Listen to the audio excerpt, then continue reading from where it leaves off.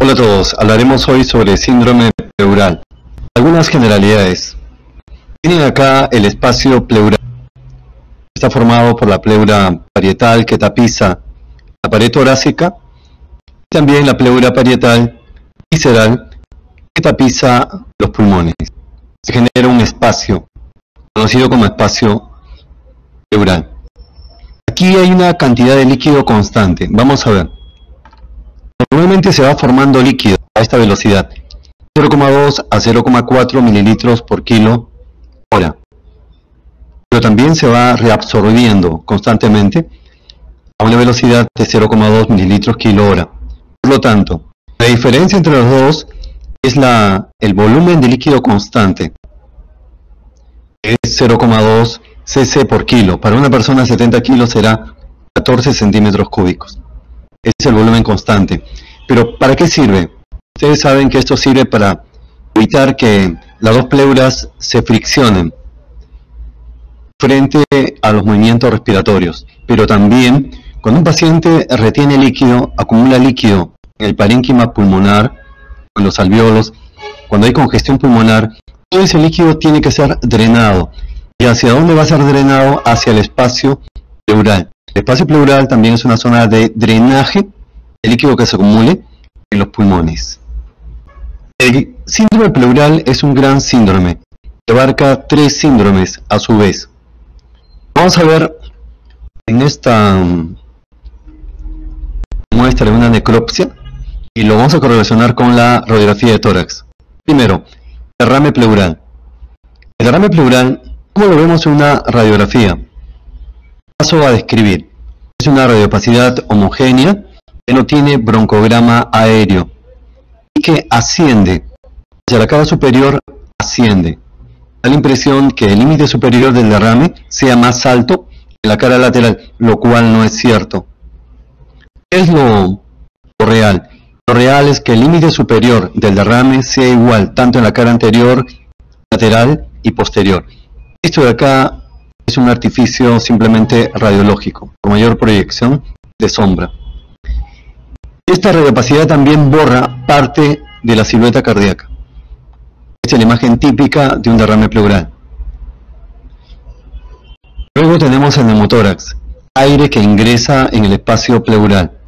Si nos preguntaran por qué normalmente el aire no ingresa a la cavidad pleural, si nos preguntaran, porque ustedes saben que en los capilares pleurales hay diferentes gases, diferentes presiones parciales de gases.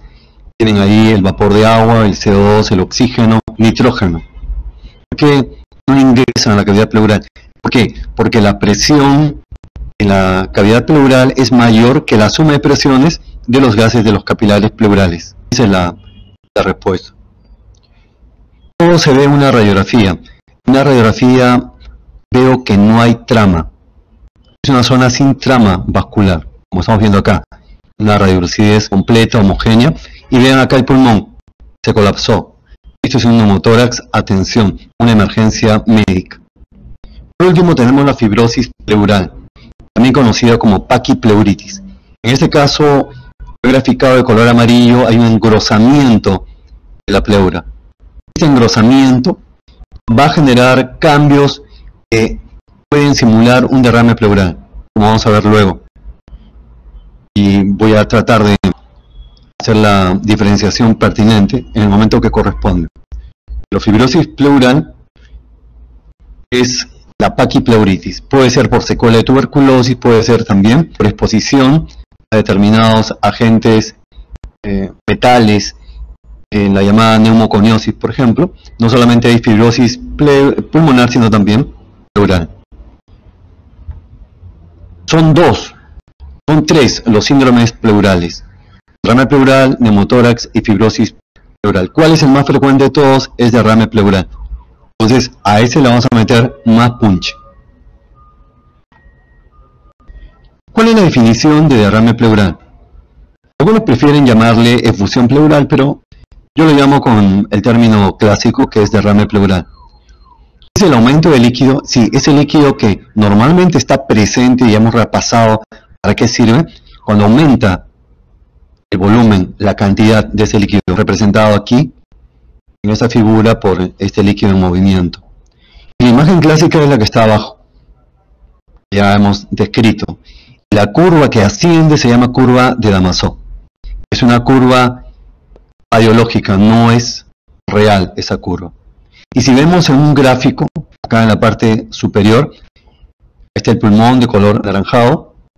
Esas crucecitas dentro del pulmón están indicando disminución de volumen pulmonar. Se conoce como microatelectasia. El líquido de color azul. Vean, a medida que el líquido va ascendiendo, el grosor del mismo va disminuyendo. La capa de líquido, a medida que va ascendiendo, se va adelgazando. El líquido más grueso en la base del derrame y más delgado en la parte superior del derrame. Por eso, que cuando uno busca sonidos anormales en relación al derrame pleural, ¿dónde es que tiene que ocultar? Tengo que ocultar en el borde superior del derrame, porque ahí, al haber o al estar la capa de líquido más delgada, va a permitir el pasaje de ciertos sonidos que sin duda se van a alterar, porque el líquido de todas maneras va a alterar el sonido, pero se va a escuchar. Yo no puedo pretender escuchar sonidos en la base del derrame. ¿Por qué? Porque el líquido, ustedes saben, es un mal conductor. Vamos ahora a repasar un poquito de fisiopatología que tiene que ver con la orientación diagnóstica. En base a la fisiopatología yo puedo hacer la orientación diagnóstica, cuál es la causa del derrame. Tenemos acá, esto es para trasudado, para un líquido pobre en proteínas. El primer mecanismo y grande es el aumento de la formación de líquido. Es un gran mecanismo que va a llevar al derrame pleural, sobre todo tipo trasudado. Vemos acá, cuando aumenta el gradiente de presión hidrostática oncótica, cuando aumenta ese gradiente, va a pasar mayor cantidad de líquido al espacio pleural. Este gradiente es más 6. La fuerza que hace que el líquido pase de los capilares pleurales hacia el espacio pleural es el gradiente de presión hidrostática oncótica. Tenemos 35 menos 29 es 6. ¿Cuál es el gradiente de presión hidrostática? 30 menos 5. 30 es la presión hidrostática a nivel del capilar pleural y menos 5 en el espacio pleural. 30 menos 5 sería 35. Y de la presión oncótica es 34 en el capilar pleural y más 5 en el espacio pleural. 34 menos 5, 29. De ahí sale 35 menos 29 más 6. Este gradiente de presión hidrostática oncótica solamente se da en la pleura parietal, no en la visceral. Por eso, si nos preguntan dónde se forma el líquido, yo tengo que contestar en la pleura parietal, no en la visceral, porque en la visceral el gradiente de presión hidrostática oncótica es 0. Por lo tanto, no hay movimiento de líquido. Bueno, nosotros ya sabemos este gran mecanismo que lleva a la formación de líquido, o mejor dicho, a la formación del derrame pleural es el aumento de la formación de líquido. Luego, el líquido que se acumula en el espacio intersticial, en los pulmones, en la pared alveolar, todo ese líquido tiene que ser drenado, como dije al principio. Aquí va a haber un aumento de la presión subpleural y el líquido pasa al espacio pleural. ¿Dónde se forma el líquido? Se forma el líquido en el capilar pleural parietal. ¿Dónde más? En el espacio intersticial pulmonar. Luego en la cavidad peritoneal. Cuando hay ascitis tipo trasudado, el aumento de la presión de la cavidad peritoneal hace que el líquido pase, como estamos viendo en la flecha, el líquido va a pasar a través del diafragma. El diafragma, que parece tan sólido, no es tan sólido. Tiene poros. A través de esos poros el líquido va pasando. Cuando un derrame es producido por el pasaje de líquido de la cavidad peritoneal, ¿hacia dónde va a predominar? ¿Más hacia el lado derecho o más hacia el lado izquierdo? Es hacia el lado derecho. Los derrames que son productos, derrames pleurales que son producto del pasaje de líquido de la cavidad peritoneal, son de predominio del lado derecho. Entonces hemos repasado dónde se forma el líquido pleural, sobre todo el trasudado. Se forma en el capilar la pleura parietal, en el espacio intersticial pulmonar y en la cavidad peritoneal. Continuemos. ¿Y dónde se va a resorber ese líquido? El líquido se reabsorbe también solo en la pleura parietal, no en la visceral. Porque ustedes saben que cuáles son las estructuras que van a reabsorber el líquido, cualquier parte del cuerpo, son los capilares linfáticos. Y los capilares linfáticos solamente tienen comunicación con el espacio pleural a través de la pleura parietal, no así de la pleura visceral. ¿Cómo se llaman esos espacios que comunican los capilares linfáticos con el espacio pleural? Se llaman estomas, como estamos viendo aquí en la foto. Solamente hay estomas, ¿dónde? En la pleura parietal. Por lo tanto, hasta el momento sabemos dónde se forma el líquido y dónde se reabsorbe el líquido, es en la pleura parietal. Vamos ahora, ¿cómo se forma el trasudado? Un líquido pobre en proteínas. Luego veremos ya los criterios, según el laboratorio. Tenemos en el capilar parietal. En el capilar parietal va a haber mayor formación de líquido. ¿Por qué? Uno, o porque aumenta la presión hidrostática, y dos, o porque disminuye la presión oncótica. ¿Qué causas tenemos de aumento de la presión hidrostática? Insuficiencia cardíaca, sobre todo derecha. El síndrome de obstrucción de vena cava superior que vimos cuando hablamos de edema. La disminución de la presión oncótica por menor producción, cirrosis hepática, por pérdida renal, síndrome nefrótico, carencial, desnutrición.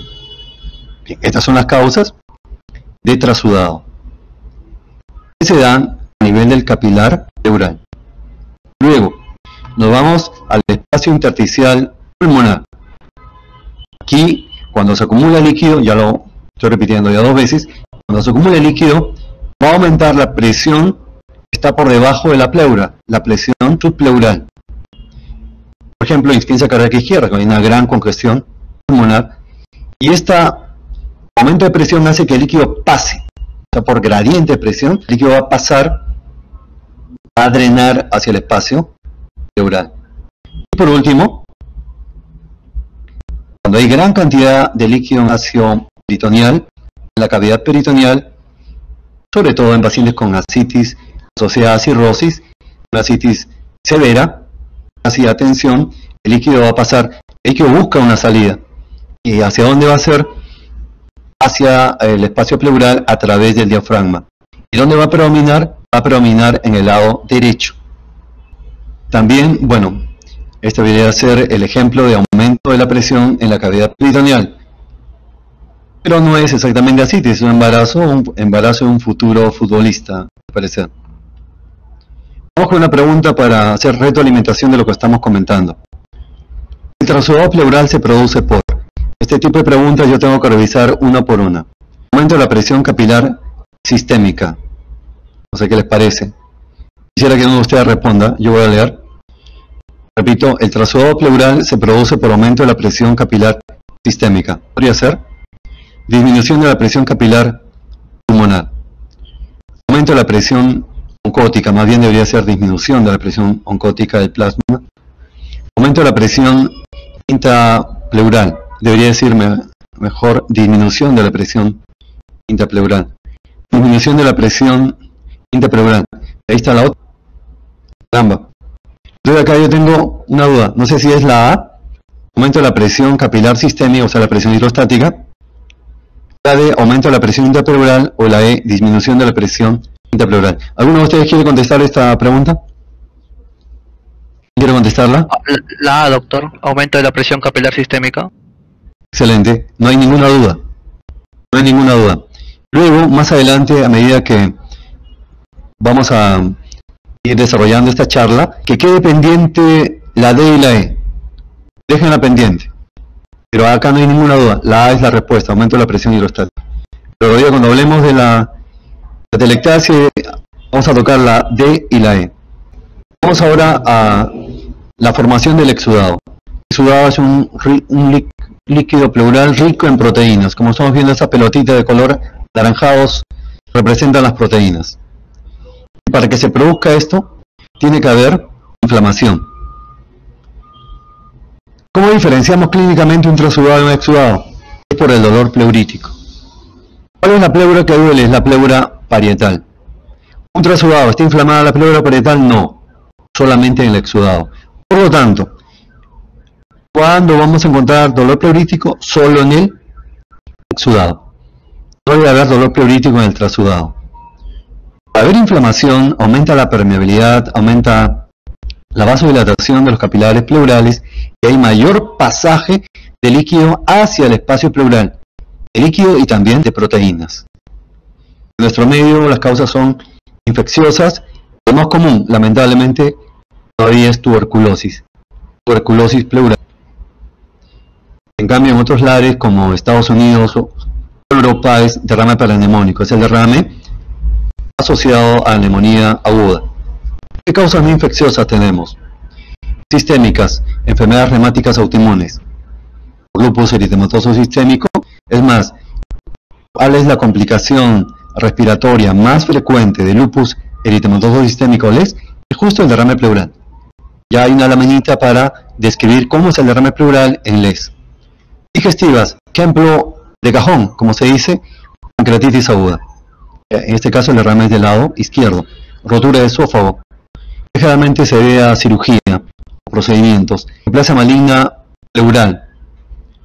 Pilotórax, en este caso el líquido es lechoso. Y fármacos. Sí, como ya les he dicho en varias oportunidades, cada vez que identifiquemos un problema, preguntemos qué medicamento está tomando. ¿Qué medicamento puede llevar a derrame pleural? Tienen ahí la nitrofurantoína, que es un antibacteriano que se utiliza antimicrobiano para las vías urinarias. También la espironolactona. También la espironolactona es un diurético. Y la miovarona, que es un antiarrítmico, pueden producir derrame pleural. Vamos con otra pregunta. El derrame pleural con características de sudado se presenta en las siguientes enfermedades. Acá tengo que hacer algunas observaciones. Primero, contestar así de frente. Si es tipo exudado, ya lo hemos visto en la lámina anterior. Entonces, si es tipo exudado, voy a encontrar... Vamos a ver una por una. Vamos viendo una por una. Mixedema. Mixedema, acumulación de mucopolisacáridos asociado, por ejemplo, a enfermedades de la glándula tiroides, a hipotiroidismo o hipertiroidismo. Mixedema puede ser exudado o trasudado, por si acaso. Puede ser de los dos. Pero ¿cuál predomina? Predomina como exudado. Insuficiencia cardíaca es trasudado. Síndrome de Meigs es cuando hay una triada. Al final vamos a ver, síndrome de Meigs, una triada ocasionada por un fibroma de ovario, más ascitis tipo trasudado y derrame pleural tipo trasudado, sobre todo del lado derecho. Es el síndrome de Meigs. Tiene que ver con la ginecología. El síndrome de Meigs puede producir también exudado y trasudado, los dos. ¿Lo que predomina? Predomina el trasudado. El síndrome nefrótico es trasudado y cirrosis es trasudado. O sea que acá tenemos dos posibilidades, dos posibles respuestas. O es mixedema, que puede producir, repito, trasudado y exudado, pero predominando el exudado.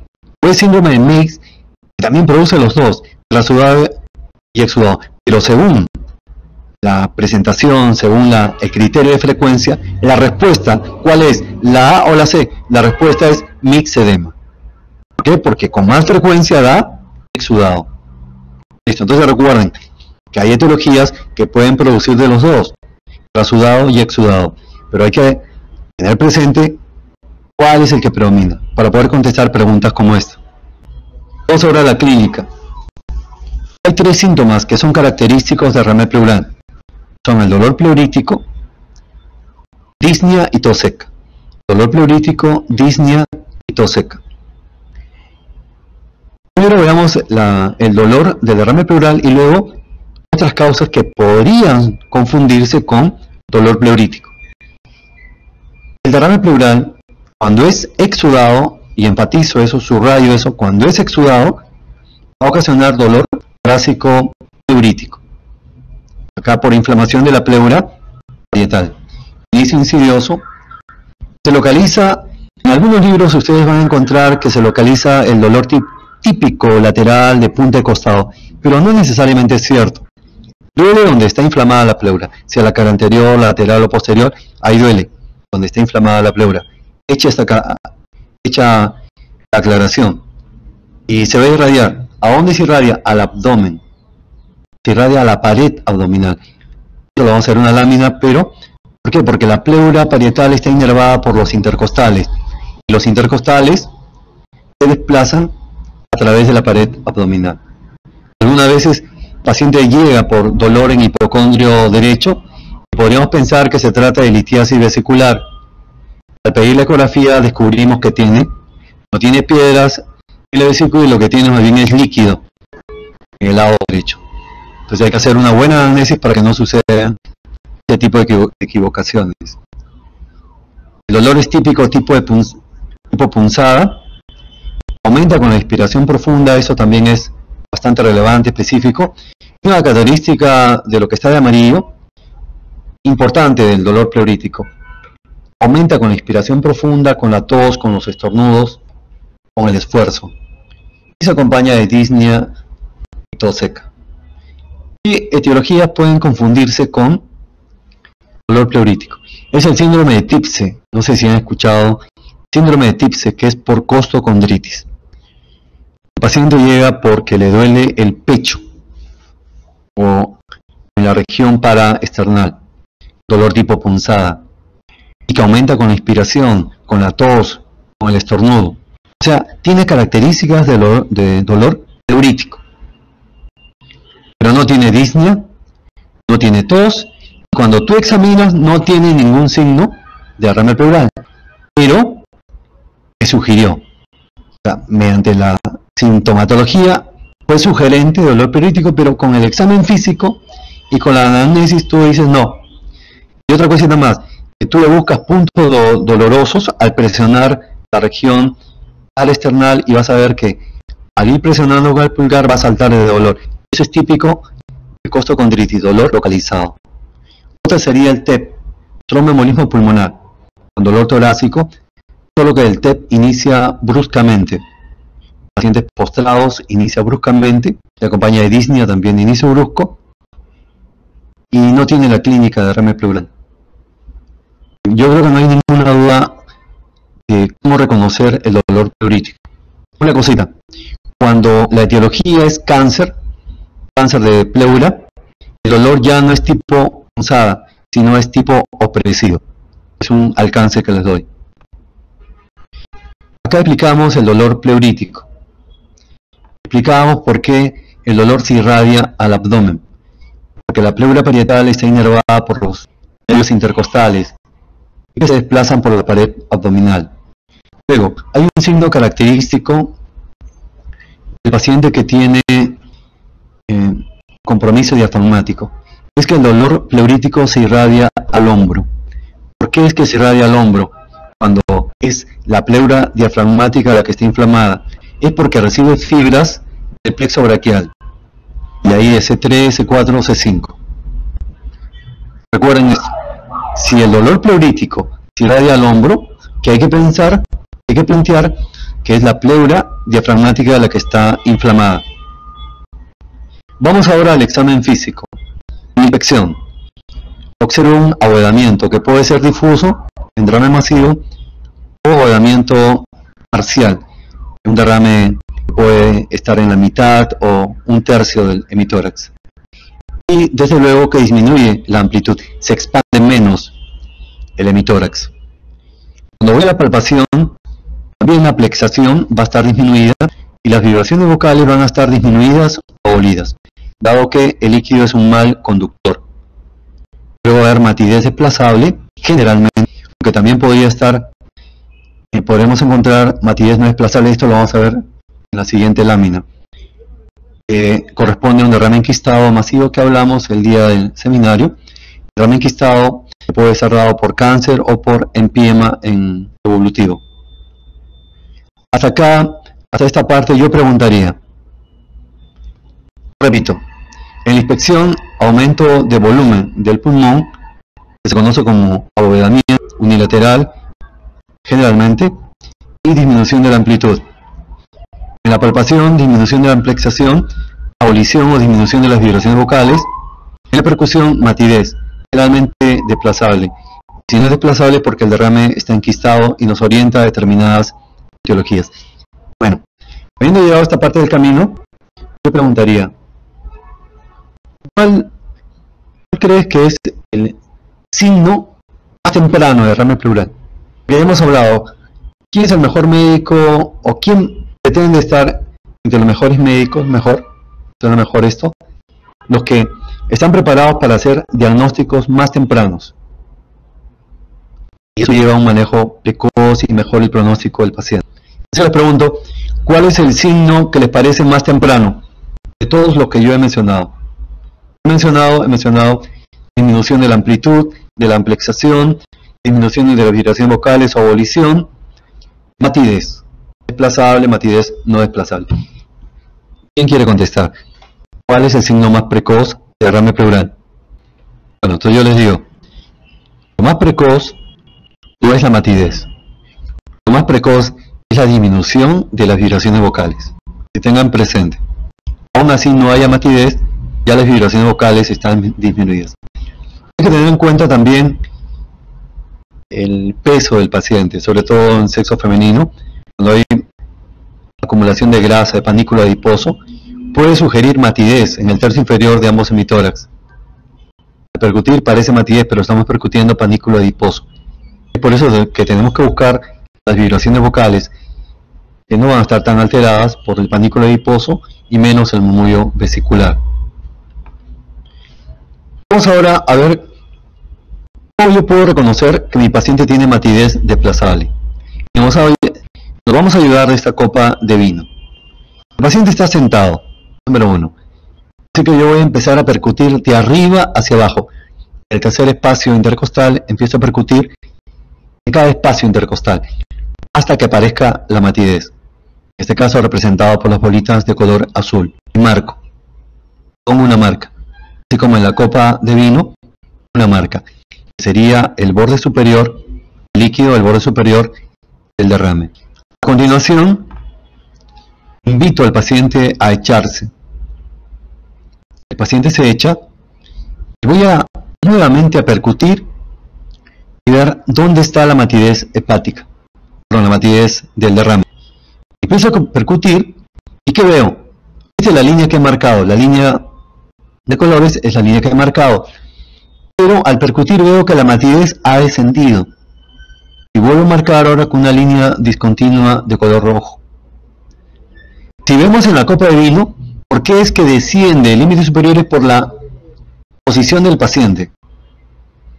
Como el líquido por la posición del paciente, como desciende el borde superior. Es lo mismo. Lo que sucede en el tórax es más o menos parecido a lo que sucede en la copa de vino. Si ustedes ven el paciente, si percutimos el borde superior del líquido del derrame pleural y desciende al cambio de posición de sentado a echado, ¿cuál es mi conclusión? Es líquido que se desplaza, es líquido libre. Si cuando tengan la oportunidad de examinar pacientes, que esperemos que sea el próximo semestre, tienen que hacer esto. Dos posiciones, sentado primero y después echado, para verificar que el líquido se desplaza, para verificar que el líquido está libre. Vamos ahora a la auscultación. El murmullo vesicular va a estar disminuido o también abolido. En el caso de exudado puede haber al inicio frote pleural. Una vez que se instala ya mucho líquido, las pleuras ya no se rozan y no hay frote, y al remitir el derrame puede nuevamente escucharse el frote. El frote pleural es agudo, áspero y se puede escuchar en ambos tiempos. ¿Cómo yo puedo diferenciar? Quisiera que algunos de los compañeros me ayuden. Si estoy ocultando en la cara anterior, por ejemplo, escucho un frote. Pero, ¿cómo puedo diferenciar si este frote es pleural o es pericárdico? ¿Qué hago? ¿A quién puede ayudarme? ¿Qué le pido al paciente que haga? ¿Que inspire, doctor? Inspire y que mantenga el aire, ¿no? Que no bote el aire. Excelente. Claro que sí. Muy bueno. Tome aire y aguante. No lo bote. ¿Por qué? Porque si es pleural va a desaparecer. Y si es pericárdico va a continuar. Bien, entonces, esa es la manera. Para poder comprender el soplo pleural, Yo necesito tener perfectamente claro cómo se origina el soplo tubario. Si no, no puedo comprender cómo se origina el soplo pleural. Vamos a eso. El soplo tubárico o tubario es la transmisión del sonido laringotraqueal a través de la pared torácica. Ustedes saben, cuando colocamos el diafragma en la base anterior del cuello, vamos a escuchar un sonido soplante, de predominio inspiratorio. Es el sonido laringotraqueal. El sonido laringotraqueal no debe escucharse, no debe ocultarse en la pared torácica.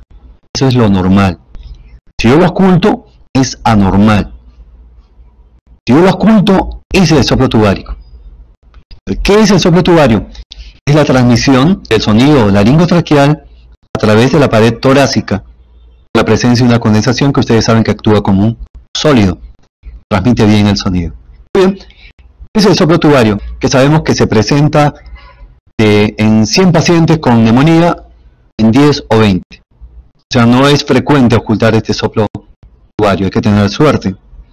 La onomatopeya es en A o en AEO. Vamos ahora al soplo pleural. Bien, lo que yo les decía inicialmente, vemos acá de color anaranjado el pulmón. Las cruces significan que ha disminuido de volumen, sea el segmento, o sea el lóbulo, o sea todo el pulmón.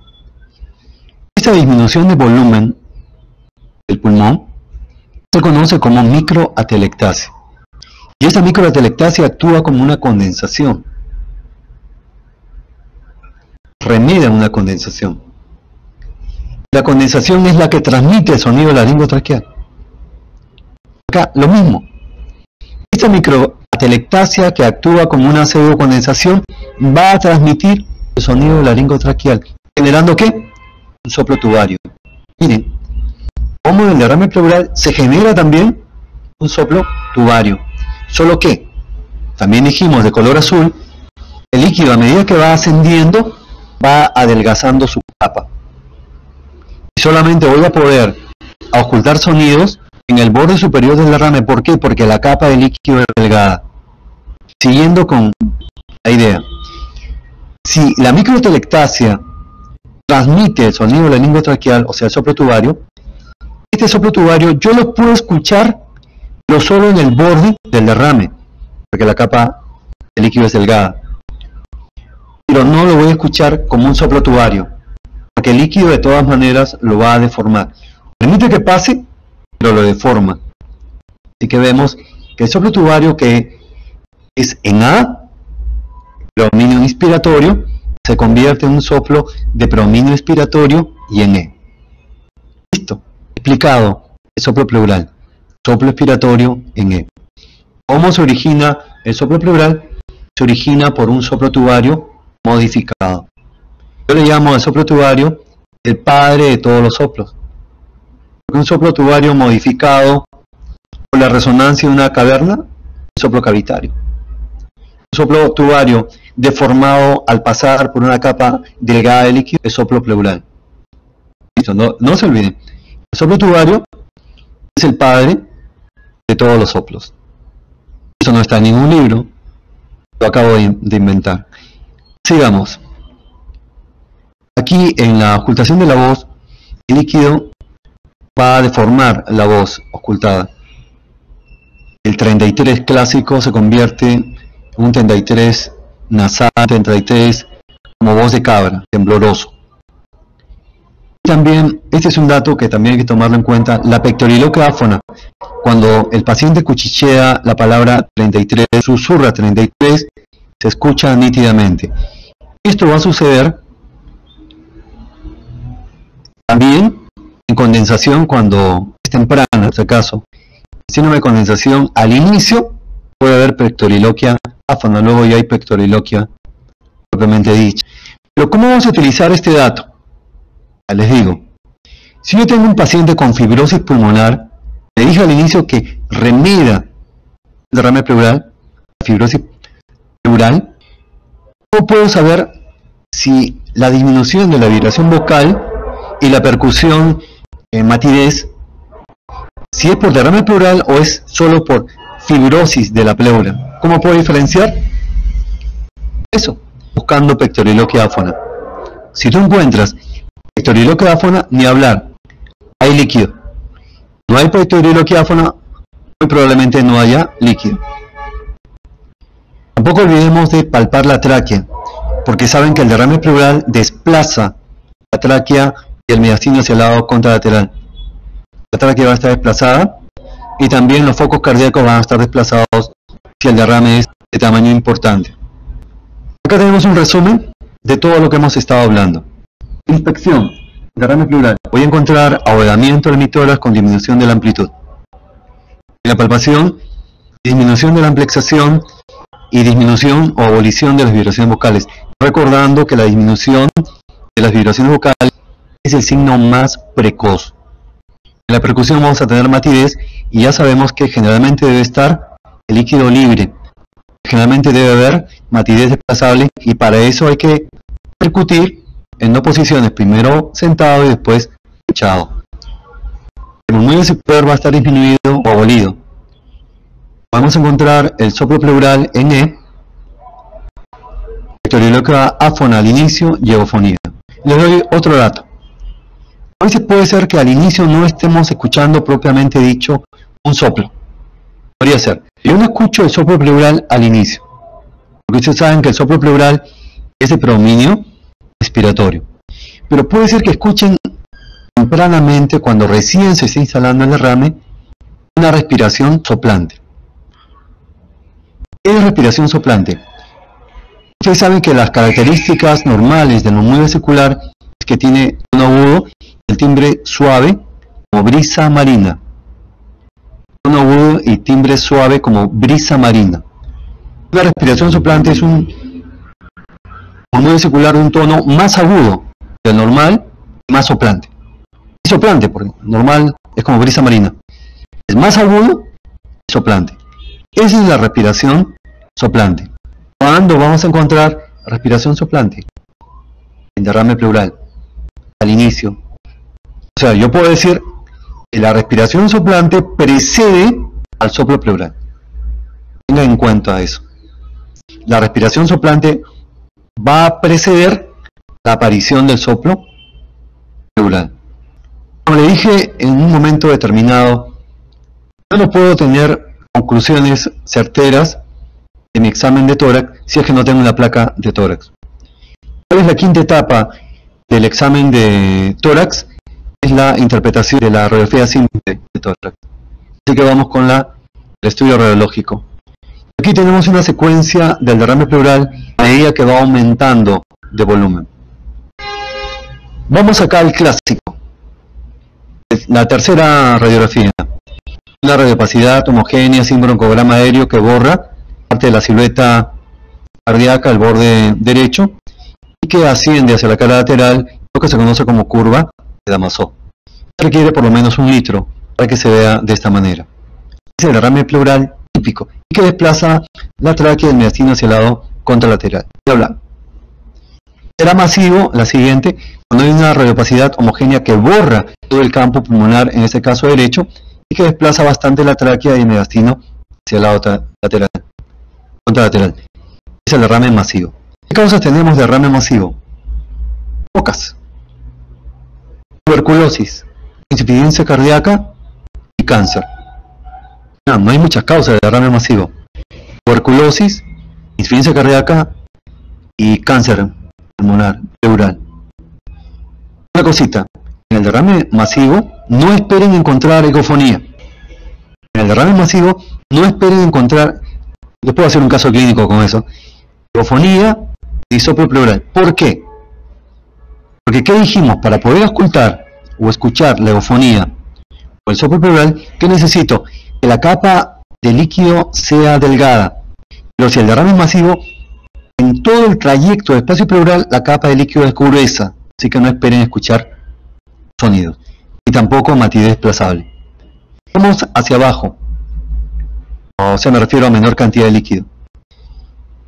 Cuando el líquido llega a una cantidad de 300 centímetros cúbicos, aparece la obturación del seno costodiafragmático. Estamos señalando la flecha de color amarillo. Cuando tú ves obturación del seno costodiafragmático, es que por lo menos ha acumulado 300 cc. ¿Qué sucede cuando se acumula menos de 300 cc? El líquido, ¿a dónde se va a distribuir? ¿El líquido dónde va a estar? Va a estar debajo del pulmón. Si es menos de 300 cc de líquido, el líquido se va a depositar debajo del pulmón. ¿Cómo se llama eso? Derrame subpulmonar. ¿Cómo reconocerlo? Bueno, lo reconozco porque impresiona que el diafragma esté elevado. Y en el examen físico vas a tener disminución del movimiento circular y también de las vibraciones vocales. ¿Ves? Ves la placa y solamente ves elevación del diafragma. Ahí es cuando tienes que sospechar en derrame subpulmonar. ¿Qué hacer para demostrarlo? Muy simple, pedir una ecografía de tórax, de asunto arreglado. Estamos en el curso de semiología, cierto, pero también ya hay que utilizar lo que tenemos a la mano. Ya la semiología de los 50, los 60, los 80 estuvo muy buena, pero ya no. Ahora tenemos que hacer una semiología más dinámica. Si tienes ecografía, pues utilízala, ¿no? Hay que estar buscando signos rebuscados. No, yo en ese sentido soy práctico. Estoy sospechando un derrame pulmonar, bueno, vamos en el ecografista y que le da un barrido ecográfico y se acabó. Hay que ser prácticos. Esta lámina me gusta bastante, es muy bonita esta lámina. ¿Por qué? Porque me permite hacer radiología clínica. Radiología clínica. En base a las características radiológicas, es decir, etiologías. Vamos a ver. Si el derrame es grande, estamos hablando de derrames de un tamaño que supera la mitad del hemitórax o que puede ser masivo. Ya les dije, tuberculosis pleural, cáncer pleural e insuficiencia cardíaca. Esos tres sobre todo. Tuberculosis, cáncer e insuficiencia cardíaca. Fácilmente dan derrame masivo. Siendo tuberculosis tipo exudado, cáncer tipo exudado, insuficiencia cardíaca tipo trasudado. ¿Cuáles son las causas de derrame bilateral? Derrame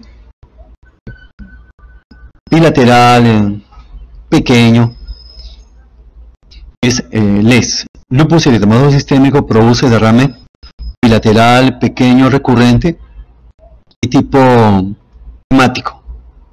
Es lo más frecuente. Insuficiencia cardíaca produce también derrame bilateral. Si no es derecho, es bilateral. Y es un poquito más grande. Además de signos de congestión pulmonar. ¿Cuándo será un derrame que predomina en el hemitórax derecho? Cuando hay insuficiencia cardíaca. Síndrome de Meigs también. Hidrotórax hepático. Dijimos, el líquido que pasa, el líquido acítico que está pasando, está buscando un drenaje hacia el pleural. ¿A dónde va principalmente? ¿Al hemitórax derecho o al hemitórax izquierdo? Es al hemitórax derecho. Así que, en conclusión, cuando el paciente tiene edema generalizado, que puede ser cardíaco, hepático, renal, hemos tenido la clase de edema, y además hace derrame. ¿Dónde predomina este derrame? Predomina en el lado derecho, hemitórax derecho. Un poquito más rebuscado es el derrame del lado izquierdo. Bueno, ahí pienso en pancreatitis inmediatamente, pancreatitis aguda, paciente con epigastralgia intensa, con náuseas y vómitos. Pero también acá lo siguiente, disección de neurisma de aorta. La aorta empieza a sangrar. Rotura de esófago, que es más bien quirúrgico por procedimiento. Infarto, rotura de vaso. Yo quisiera, me acabo de acordar un casito, a ver si alguien me puede dar la respuesta. Te lo cuento rapidito. Ingresa a hospitalización una señora de 70 años con fibrosis pulmonar por neumonía. Acá la jerga de los residentes le dicen EPIP infectado. Es como si el EPIP estuviera infectado. La jerga es para hablarla, pero para no escribirla. No debemos describir de esa manera. Un paciente con fibrosis pulmonar, con EPIP, y que además tenía neumonía adquirida en la comunidad. Estando ya recibiendo antibióticos en la evolución, presenta derrame pleural del lado izquierdo. Un derrame pleural rápidamente progresivo. Iba avanzando día tras día. produciéndole disnea y llevándola a insuficiencia respiratoria. Lo que hicimos la toracocentesis. ¿Qué salió? Salió líquido hemático. Líquido hemático. Gran cantidad de glóbulos rojos. Mi pregunta es la siguiente. ¿Qué pensarían? ¿Es por disección de la...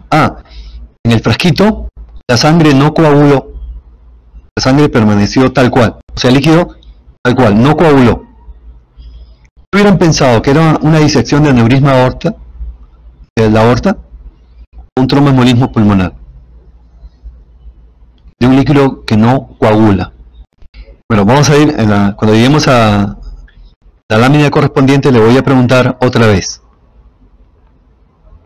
Vamos ahora, si tengo líquido, esto lo vemos rapidito. Si tengo líquido, estamos viendo el líquido, la punción se hace por encima de la costilla, para no lastimar el VAM, la vena, la arteria y los nervios que están por debajo de la costilla. Entonces la punción por encima, esto se llama toracocentesis. El bisel hacia abajo, media, lo que está de azul es la zona anestesiada. Voy a proceder a aspirar. Voy a poner un video para ver cómo se hace una toracocentesis. ¿Pero cuándo está indicada la toracocentesis? Si es un exudado de causa determinada. Me explico. Si el paciente tiene lupus y tiene derrame pleural, ¿para qué le voy a hacer la toracocentesis? Porque lo más probable es que esté lese a la causa. Si mi paciente tiene pancreatitis aguda y tiene derrame pleural izquierdo, ¿para qué le voy a hacer paracentesis si ya sé que es un exudado? Pero, si estoy sospechando en tuberculosis, si estoy sospechando en cáncer, sí tengo que hacer la toracocentesis diagnóstica. La otra indicación, si estamos frente a un edema generalizado, sea cardíaco, hepático, renal, ¿cuándo hacer la toracocentesis? Porque sé que es un trasudado, ¿no? Si es un trasudado no justifica una toracocentesis. Me debo hacer si es que el paciente tiene fiebre. Porque eso que me está indicando que el líquido de repente se ha infectado. Puede ser un empiema. Miren acá cómo es la estadística. ¿Dónde se localiza el derrame por insuficiencia cardíaca? O es del lado derecho o es bilateral, pero no izquierdo.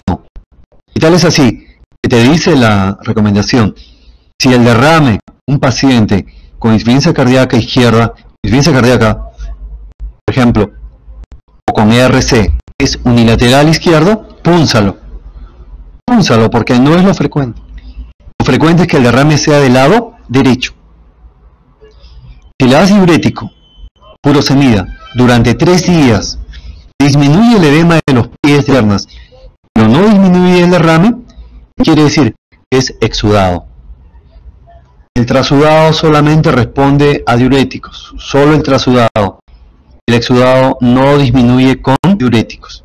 Así que veamos el videito. Está ingresando por encima de la costilla.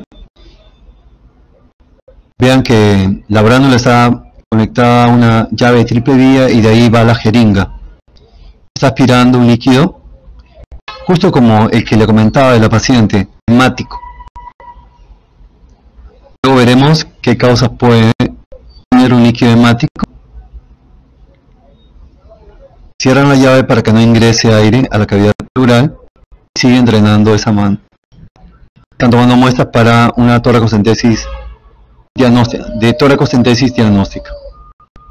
Estas son las muestras que hay que pedir. Y hay que aplicar los criterios de Light para ver si es exudado o trasudado. Son 3. La relación de proteínas de líquido pleural entre las séricas, más de 0,5. LDH líquido pleural sobre LDH sérico más de 0,6. Y el LDH líquido pleural más de 2/3 del sérico. Tienen las sensibilidades, tienen las especificidades y los valores predictivos posibles. Y tiene un solo criterio, basta que tenga uno solo para decir que es un exudado. Vamos con esta pregunta, a ver si alguien quiere contestarla. En el estudio de líquido pleural obtenido mediante toracocentesis se obtuvo una relación de proteínas líquido pleural sobre proteínas séricas, LDH líquido pleural sobre LDH sérico menor de 0,6.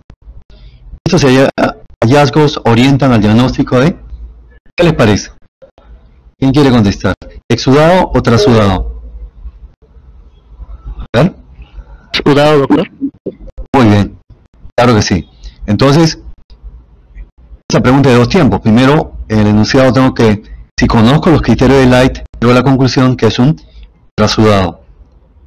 Pero me parece que aquí me falta la relación de proteínas líquido debe ser menos de 0,5 y el LDH menos de 0,6. Faltó ahí algo. Igual, la respuesta es la misma. Así que veo en las alternativas cuál es una causa de trasudado y es la A. Y fíjense cardíaca. Todas las demás son causas de exudado. El derrame paraneumónico, empiema, pleuritis tuberculosa y mesotelioma. Es el cáncer de la pleura pulmonar. Aquí rápidamente. Todas son causas de exudado. Todas. Paraneumónico, la tuberculosis, empiema, cáncer, artritis reumatoide, kilotórax. ¿Cuál es la que tiene mayor cantidad de polimorfos nucleares? Es el empiema. Más de 20.000 polimorfos nucleares. ¿En cuál predomina los linfocitos, los mononucleares? En la tuberculosis y el cáncer. De todas las etiologías donde predominan más los linfocitos, en el líquido pleural, más del 50% tienen tuberculosis y cáncer. Pero acá hay que hacer una observación, me parece muy pertinente. Cuando la tuberculosis recién está empezando, predominan los polimorfos nucleares.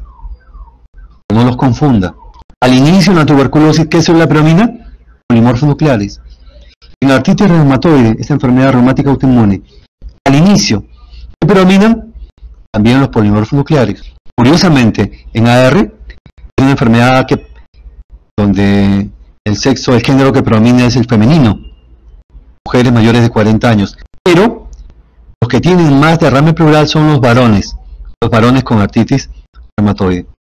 ¿En cuál de estas causas hay mayor consumo de glucosa? 2. Si es infecciosa, empiema, menos de 40 miligramos por decilitro, y si es no infecciosa, artritis reumatoide. Artritis reumatoide produce mayor consumo de glucosa. ¿En cuál hay mayor disminución del pH? Lejos, empiema, menos de 7. La adenosina que nos permite detectar indirectamente tuberculosis. En todas está elevado, más de 45 unidades por litro. Es por eso que se ha buscado un punto de corte, la tuberculosis. ¿Cuánto es? Más de 70 unidades por litro. Ahí recién debo plantear es tuberculosis. Los triglicéridos van a estar aumentados en kilotórax. Acá solamente cuestiones rápidas. Cuando sospecho que es derrame por tuberculosis, bueno, cuando hay contacto con persona infectada, persona con tuberculosis, cuando tiene síntomas generales, fiebre, sudor nocturno, baja de peso. Cuando el derrame es grande, por lo menos más de la mitad. Puede ser agudo, puede ser subagudo. Y el líquido es de color amarillo citrino. Predominan los linfocitos, pero al inicio los polimorfos nucleares y el ADA más de 70. Ya saben, esos son los datos claves para poder plantear que este derrame es por TBC. Pero lamentablemente en nuestro medio, si ingresa una persona, sobre todo menor de 60 años, con derrame pleural febril, está a la cabeza, la causa infecciosa, tuberculosis. Como dicen los que saben, es tuberculosis a menos que se demuestre lo contrario. Hasta que se demuestre lo contrario. Cuadro neoplásico. Acá se trata de personas ya mayores, más de 45 años, sobre todo varones, y el dolor pleurítico es tipo sordo u opresivo. Sordo es que no logra identificar el tipo de dolor. Hay síntomas generales, baja de peso, y el derrame es grande, más de la mitad, y podría ser hemático. Acá tenemos una primera causa de derrame hemático, cáncer de pleura. El cáncer de pleura generalmente es metastásico, deriva de otro tumor. ¿Cuál? Del pulmón, adenocarcinoma. El adenocarcinoma es la causa más frecuente de derrame pleural metastásico. luego viene mama, el cáncer de mama, y luego de ganglio. Ese es el orden. Cuando el cáncer de pleura es primario, se llama mesotelioma, y eso está asociado con exposición a asbesto.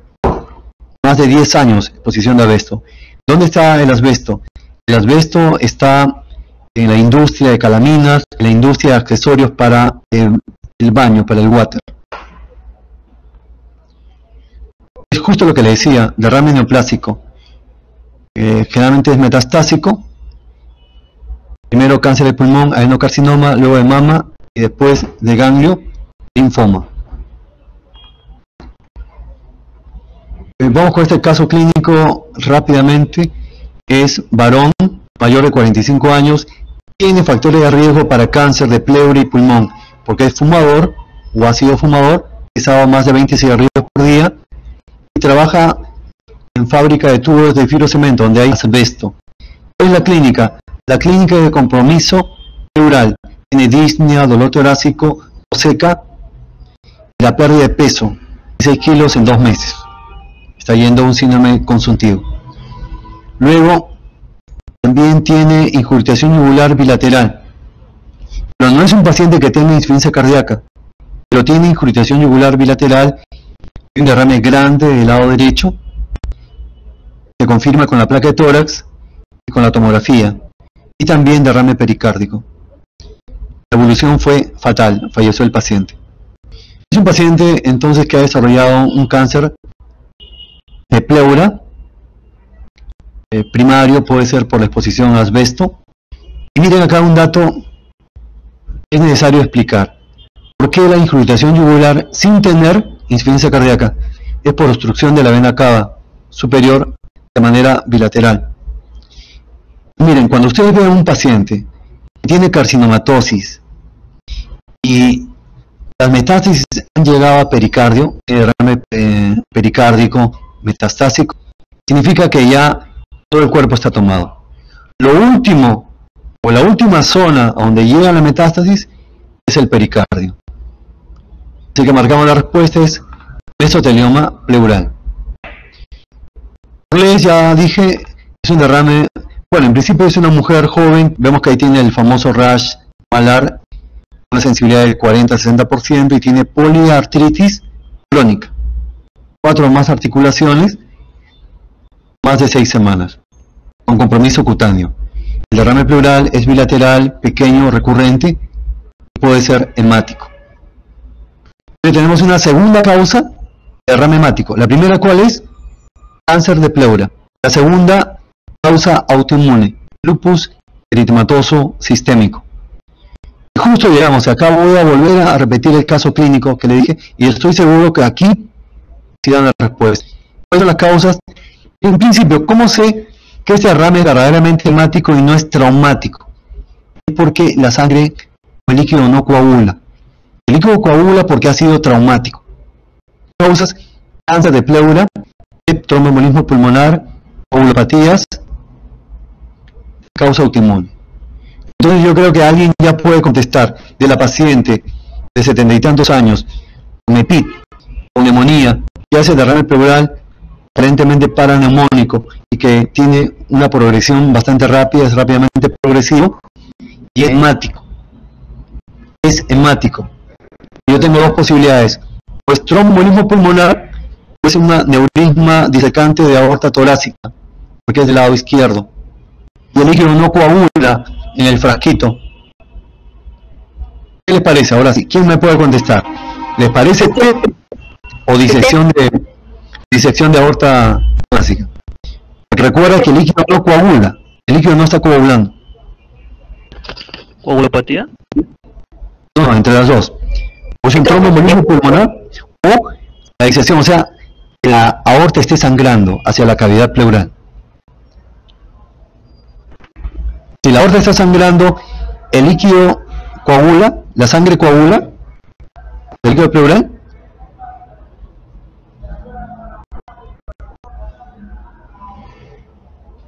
Claro, si la aorta está sangrando, es una disección, la sangre del líquido va a coagular. Lo mismo sucede si es traumático.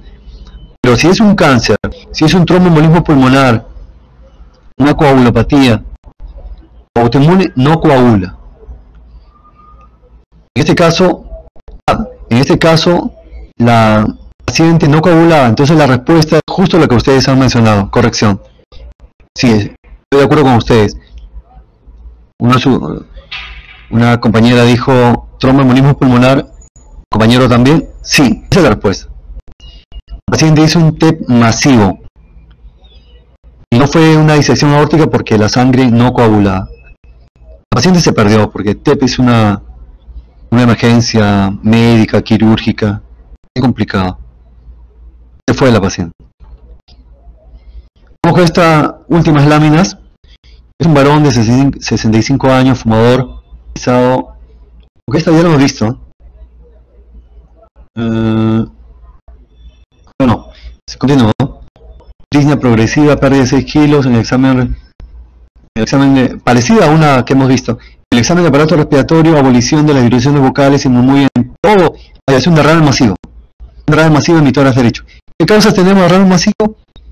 Cáncer pleural, tuberculosis e insuficiencia cardíaca. La radiografía de tórax demuestra que es una radiografía homogénea en todo el campo pulmonar derecho. ¿Cuál es el diagnóstico más probable? Si tiene 65 años, es fumador, ¿qué posibilidades tengo? Insuficiencia cardíaca, cáncer, TBC. En este caso, puede ser cualquiera de las tres. El cuadro clínico no es de insuficiencia cardíaca, así que nos quedamos con dos. TBC o cáncer pulmonar o pleural. ¿Cuál les parece de los dos? Por el perfil del paciente. ¿Cáncer o TBC? Cáncer. Claro que sí. Muy bien. En este caso, ven ustedes cómo la característica epidemiológica, el criterio epidemiológico inclinó la balanza hacia cáncer. Claro, hubiera sido diferente si tenía 45 años, no más me hubiera ido por tuberculosis. De ahí el criterio epidemiológico, porque cualquiera de los dos puede ser, ¿no? Derrame masivo. Así que es adenocarcinoma pleural. Vaya, acá, ¿se acuerdan de la pregunta del aumento de presión o disminución de la presión en el espacio pleural? Acá. Se puede presentar también derrame pleural tipo exudado por disminución de la presión intrapleural. Okay, esa podría haber sido una respuesta no, porque ocasiona exudado. Pero vean, voy a hacer una aclaración. No diríamos porque la disminución, el derrame por disminución de la presión intrapleural es tipo exudado, pero, siempre hay un pero, puede haber un pero, también puede ser trasudado. La disminución de la presión intrapleural, o sea, estamos hablando de atelectasia, en otras palabras. La atelectasia está produciendo derrame pleural por disminución de la presión intrapleural. Recuerden esto. Cuando la atelectasia es aguda, por ejemplo, por un tapón mucoso, un paciente con bronquitis crónica o asma, ahí, si hace un derrame por esa atelectasia, es trasudado porque es agudo. En cambio, cuando es crónico, una atelectasia crónica, generalmente se da por un cáncer, ahí es exudado. Hecha la aclaración. Pero acá vemos una cosa que nos llama la atención. Esta radiografía homogénea en el campo pulmonar izquierdo que lo borra todo, si vemos la primera foto, es lo clásico. Una radiografía homogénea que borra todo el campo pulmonar izquierdo y desplaza la tráquea y el mediastino. Lo clásico, derrame masivo clásico. Lo del lado derecho, esto es lo atípico. También es un derrame masivo, pero que no desplaza, no ejerce efecto de masa, desplazando la tráquea y el mediastino hacia el lado contralateral. Es lo que se llama mediastino congelado. El mediastino se queda en su sitio. Si ustedes ven un derrame masivo que tiene esas características, un mediastino congelado, ¿qué quiere decir? Que además de derrame hay una atelectasia. Cuando ustedes vean un derrame ocasionado por atelectasia crónica, ¿cuál es la causa? En el 99,9% de posibilidades, cáncer. Cáncer pulmonar o cáncer pleural metastásico. ¿Está? Y justo acá es una pregunta española, tiene 42 años, clínica de derrame pleural, baja de peso, y dice acá, la radiografía de tórax muestra una recapacidad completa en el campo pulmonar derecho. La tráquea y el mediastino están en la línea media, o sea, le están hablando del mediastino congelado. Entonces el diagnóstico más probable es cáncer. Buscamos cuál es carcinoma pulmonar, adenocarcinoma pulmonar. Me falta poquito. Cuando yo encuentro un líquido lechoso, a veces que yo he hecho toracocentesis, ahora ya no tanto como asistente, ya no hace muchos procedimientos más, los procedimientos son del residente. Si encontraba líquido lechoso la primera vez me llamó mucho la atención. Si encontramos un líquido lechoso tengo dos posibilidades. Que sea empiema o que sea un quilotórax o un pseudoquilotórax.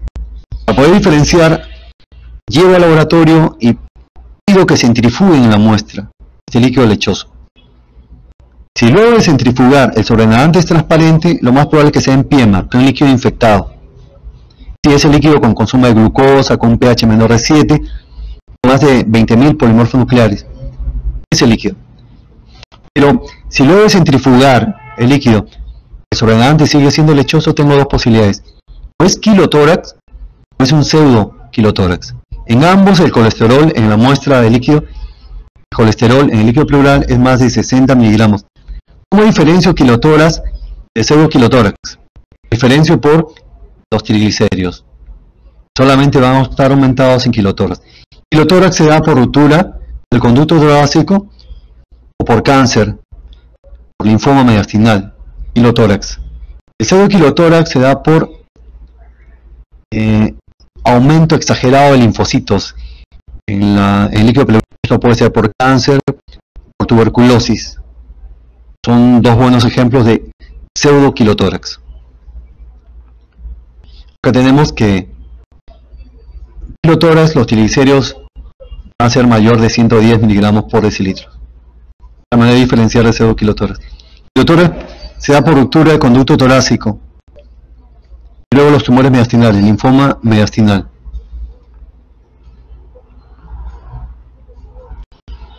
¿Cuál es la causa más frecuente de derrame pleural que tiene una concentración de triglicéridos que supera 210? Eso es quilotórax. ¿Cuál es la causa más frecuente de quilotórax? Rotura de conducto torácico. Y seguido de tumor mediastinal. Entonces acá marco tumor mediastinal. Y a lo último, ¿qué causas ginecológicas mejor? ¿Qué causas ginecológicas tenemos de derrame pleural? Se lo digo rapidito. Primero ya mencionamos el síndrome Meigs, derrame pleural tipo trasudado, ascitis tipo trasudado y fibroma de ovario. Puede ser un tumor de Brenner. Luego tenemos el pseudo síndrome de Meigs. Pseudo síndrome de Meigs. Faltó acá el pseudo en la parte central. Es un derrame pleural y ascitis tipo trasudado, pero cualquier otro tumor de ovario, no sea fibroma. Eso se llama pseudo síndrome de Meigs. Y hay un pseudo síndrome de Meigs. Es un paciente con LES. Lo van a encontrar en el camino. Paciente que tiene LES y hace derrame pleural y hace ascitis. Y este marcador tumoral para cáncer de ovario alto, que sea 125. Te puede sugerir un cáncer de ovario, pero no es eso. Es un pseudo síndrome de Meigs. Repito, es LES con derrame pleural y ascitis, más el marcador de cáncer de ovario sea 125 alto.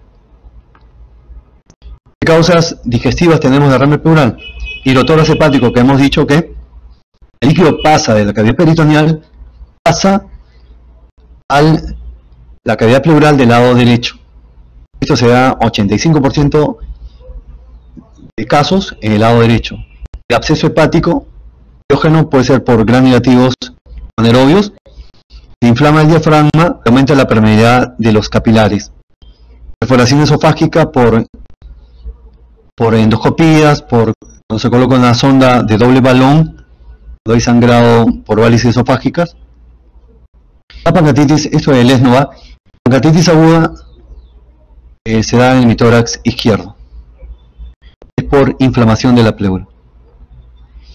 Acá curiosidades, es el síndrome de la uña amarilla. Hay una triada acá, a ver si me acuerdo. Uñas amarillas, derrame pleural recurrente y linfedema. Uñas amarillas, derrame pleural recurrente y linfedema. Vean que acá este es un quilotórax, un líquido lechoso, espeso. Una causa rara de derrame pleural. Por último, empiema. Cuando el líquido pleural se infecta. ¿Cuándo yo sospecho de empiema? Cuando un paciente que tiene derrame pleural y está con buena cobertura antibiótica, la fiebre persiste por más de 5 días. Tengo que punzarlo, porque probablemente sea un empiema. Si tú lo punzas, hay que punzarlo varias veces, porque lo punza el asistente, el residente, el interno, el externo, y no sale nada, todo es frustro. ¿Por qué? Porque es líquido espeso. Hay que utilizar una aguja más gruesa. La aguja, realmente punzamos para aspirar líquido con aguja 18. Acá tiene que ser una de 16, como esa que utilizamos para punción lumbar. Más de 3 gramos de proteínas, leucocitos más de 20.000 por milímetro cúbico, consumo de glucosa, pH menor de 7 y más de 1000 de LDH. La última, esta es la última, mujer de 64 años ingresa por NAC. La evolución es desfavorable, tiene fiebre persistente y se encuentra un derrame pleural en mitad inferior de mi tórax. ¿Qué ha pasado acá? La neumonía ha dado lugar a un derrame, se llama derrame paraneumónico. Pero tiene fiebre, está infectado. Derrame paraneumónico infectado es igual a empiema. Pero hay que demostrarlo. Hay que punzar al paciente, no hay que tener miedo. El líquido extraído es de aspecto lechoso. Criterio macroscópico, lechoso. pH menor de 7. LDH no ayuda, la glucosa es menor de 40. Y hablar. Por más que el gran sea negativo, ¿cuál es su diagnóstico? Empiema. Si el diagnóstico es empiema, ¿cuál es el manejo? Colocarle tubo de drenaje torácico. ¿Cuál es la respuesta acá? Empiema. Si me preguntaran, ¿cuál es el manejo? Colocarle tubo de drenaje torácico. La última. Cuando ustedes hagan una toracocentesis terapéutica, tratan de evacuar varios litros de líquido pleural. Tengan cuidado, no se debe drenar más de 1 litro por día. Hay que hacerlo lento. ¿Por qué? Porque si drenas muy rápido, más del volumen recomendado, ese pulmón se va a reexpandir bruscamente. Un pulmón que está colapsado, han visto la tomografía, ¿se acuerdan del inicio? Se reexpande bruscamente y eso tiene consecuencias.